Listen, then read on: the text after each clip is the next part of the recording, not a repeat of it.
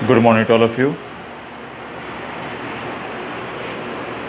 सबसे पहले अभी मैं वर्ग दशम पद परिचय व्याकरण खंड की चर्चा करने वाला हूँ। अभी आपके सामने मैंने पहले ही पिछले वीडियो में आपको वाक्य बताया, वाच्य बताया, वाक्य के भेद अर्थ के आधार पर और रचना के आधार पर, साथ में चर्चा भी किया। तो इसके बाद जो हमारा तीसरा चरण प्रारंभ होता है वो व्याकरण का पद परिचय। पद का मतलब क्या है? शब्द। पद का मतलब शब्द कहलाता है। और मैंने पहले भी कहा था शब्द क्या होता है, तो वर्णों के अर्थपूर्ण समूह को, कहीं किताबों में लिखता है सार्थक, तो कुछ अपना बनाना चाहिए, ठीक है। तो वर्णों के अर्थपूर्ण, जिसका अर्थ पूर्णतः प्रकट हो, वर्णों के अर्थपूर्ण समूह को, अर्थपूर्ण समूह को या सार्थक समूह को हम शब्द कहते हैं। लेकिन जब इन्हीं शब्दों को विभक्तियों के साथ वाक्य में प्रयुक्त किया जाता है तब ये शब्द पद बन जाते हैं।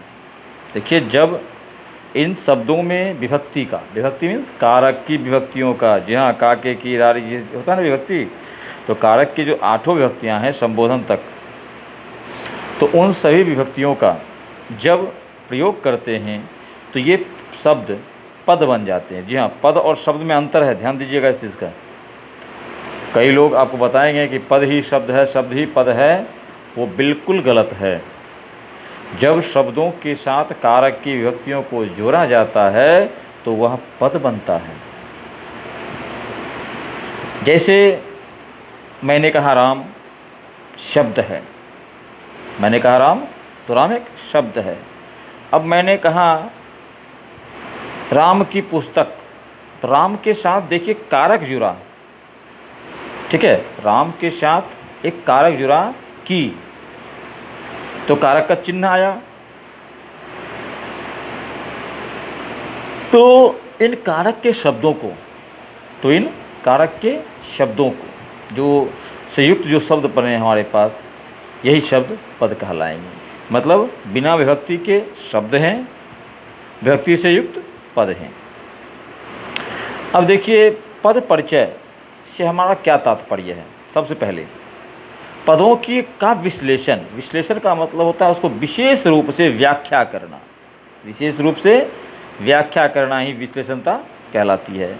वाक्य में प्रयुक्त पदों का व्याकरणिक परिचय ही, वाक्य में जब कोई पद, वाक्य में शब्द का मत बोलिएगा, गलती हो जाएगा, वाक्य में जो मौजूद पद होते हैं, वाक्य में जो मौजूद पद होते हैं, और जब हम उनका विशेष परिचय देते हैं, और जब हम उनका विशेष परिचय देते हैं तो वही शब्द पद परिचय कहलाता है।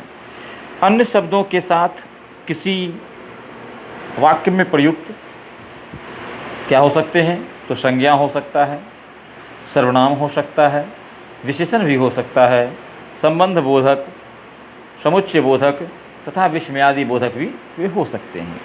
अब सवाल ये है कि अगर इन सभी शब्दों से युक्त अगर शब्द हमारे पास, पद हमारे पास मौजूद हो, तो उन्हें स्पष्ट करना जो व्याकरण के दृष्टिकोण से परिचय कहलाता है।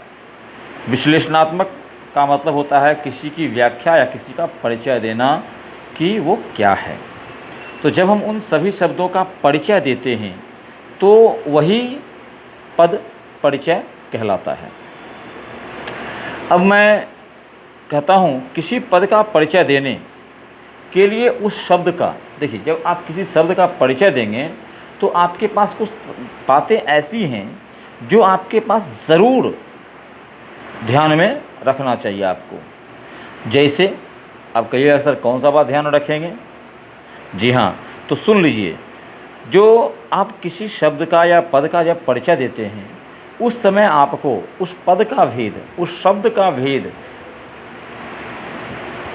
कि वह किस से बिलोंग कर रहा है, संज्ञा से, सर्वनाम से, विशेषण से, किस से, ये जानना होगा। दूसरा, उसके उपभेद, जैसे मानिए कोई शब्द है संज्ञा, तो संज्ञा में वह किसका उदाहरण है, संज्ञा के अंतर्गत वह किसका उदाहरण है।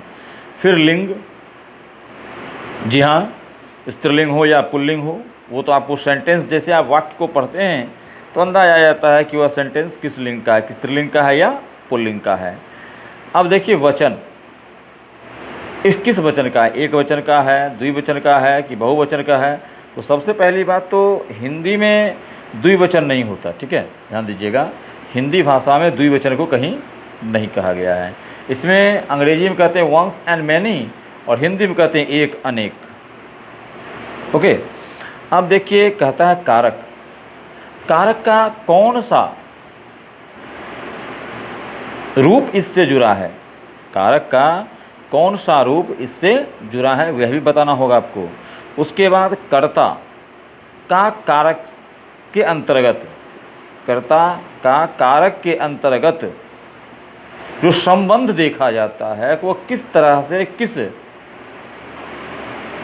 भेद के अंतर्गत जुड़ा हुआ है, तो उस पर भी ध्यान दिया जाता है और उसी चीज़ की व्याख्या की जाती है। देखिए सबसे पहला, पद परिचय करते समय हमें निम्न बातों का ध्यान अवश्य रखना चाहिए। पहला, प्रत्येक पद को अलग अलग करना चाहिए, मतलब सभी शब्दों को अलग अलग खंड खंड करना चाहिए, ठीक है। जैसे राम पुस्तक पढ़ता है, ठीक है, तो राम अलग, पुस्तक अलग, पढ़ता है अलग, वो तीनों तीन पार्ट में आ जाएंगे और तीनों की व्याख्या करनी है आपको। फिर प्रत्येक पद का प्रकार बताना, जो कोई पद है तो वह किस प्रकार का है, वह किससे संबंध रखता है। अब देखिए वाक्य में उसका दूसरे पदों से संबंध बताना, कि वो अगर वाक्य में आया है तो उसका किसी अन्य शब्द के साथ किस प्रकार का व्यवस्था है, क्या संबंध है, उसको भी बताना आपको पड़ेगा। अब देखिए सबसे पहली चीज़ है कि वाक्य में उसका कार्य बताना चाहिए, कि वह वाक्य में आया है तो उसका आने का, देखिए बिना उद्देश्य के इस संसार में कोई कार्य नहीं होता, और अगर उद्देश्य के बिना है तो वो कार्य ही नहीं है। अगर बिना उद्देश्य का कोई चीज़ है तो वो कोई कार्य होता ही नहीं है, और बिना उद्देश्य को बनाए, बिना उद्देश्य किए हुए आप किसी काम को कर ही नहीं सकते हैं। इसलिए आप जब वाक्य का पद निकालते हैं और उसमें जो पद आए हैं उसका जब परिचय दीजिएगा तो वह बिल्कुल ही अलग होगा। आप एक मैं उदाहरण बता दूं, जिस तरह से आपके वर्ग में जब कोई बच्चा आता है, सब तो स्टूडेंट ही है, बस दो मैं या तो गर्ल्स है या बॉयज़ है, ठीक है, कॉमन चीज़ सोचना, तो तुम्हारे में और अन्य बच्चे में क्या अंतर है। दोनों तो हमारे स्कूल के छात्र ही हो, अंतर है। तुम्हारे माता का नाम अलग, पिता का नाम अलग, तुम्हारा हाइट अलग, तुम्हारा रंग रूप अलग हो सकता है, मतलब 2 4 5 ऐसे अंतर होते हैं जो आपको अवश्य दिखाई पड़ जाएंगे, तो वो आपका परिचय हुआ। उसी प्रकार से जब कोई सेंटेंस हम लिखते हैं तो सभी शब्द अलग अलग, सभी पद अलग अलग व्याख्या को दर्शाते हैं, तो वही उनका परिचय क्या कहलाएगा, पद परिचय। जी हाँ, तो बच्चों आज की वीडियो मैं यहीं समाप्त करूँगा। पुनः मैं पद परिचय का द्वितीय वीडियो लेकर आपके सामने कल उपस्थित होऊंगा। तब तक के लिए थैंक्स।